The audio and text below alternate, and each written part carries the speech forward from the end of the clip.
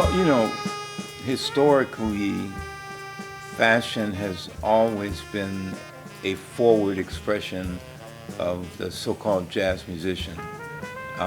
In the 1920s, Jelly Roll Morton influenced the entire nation in terms of how he put together, or they said at that time, draped his clothing. Duke Ellington was always known to be extremely elegant.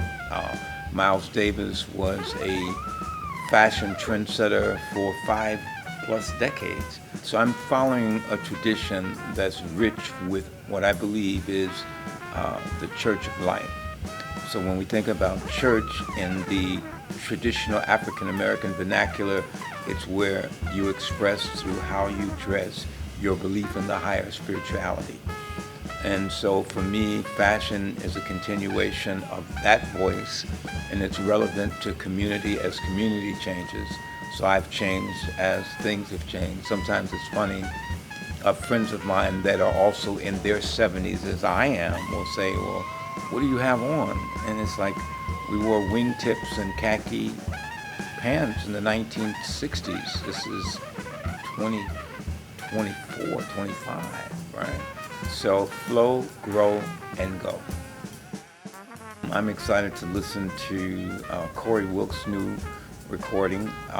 He's been working with me for a long time and has his own ideas, and I got to work with him on that project.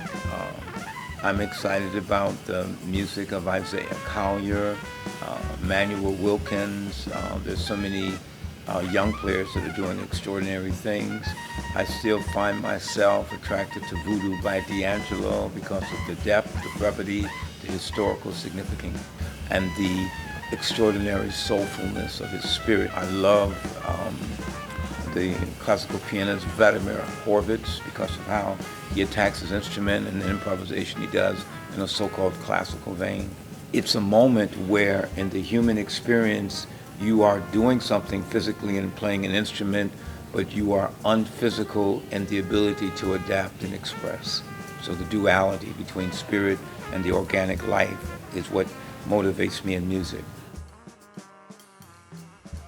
Man, just seeing all the folks with Mark Christman over the years develop a vision that, of course, was simple and intent of creating certain showcase for artists, but growing in the community, developing the sense of organization, the sense of collaboration, and the purpose of vision manifesting into the future is not an easy task. So when I think about doing things with Ars Nova over 20 years ago and think about Solar Myth and the festivals that they put together, the art curation of events, expansion, heart, soul, and vision for the future.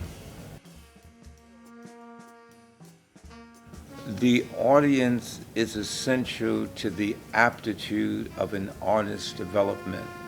There couldn't have been a Charlie Parker unless there was a sophisticated audience in Kansas City that could see that this young man was someone special.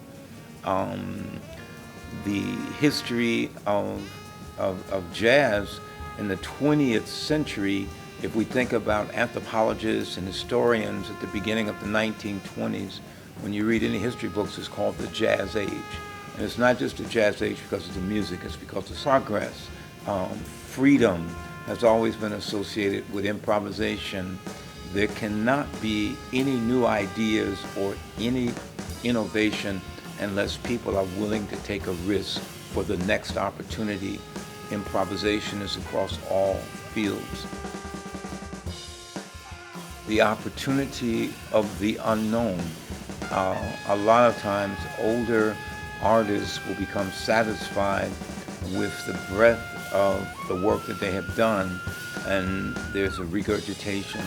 I'm hoping that I'm not regurgitating and that I'm willing to constantly learn and be inspired by the moment now into the opportunity of the new.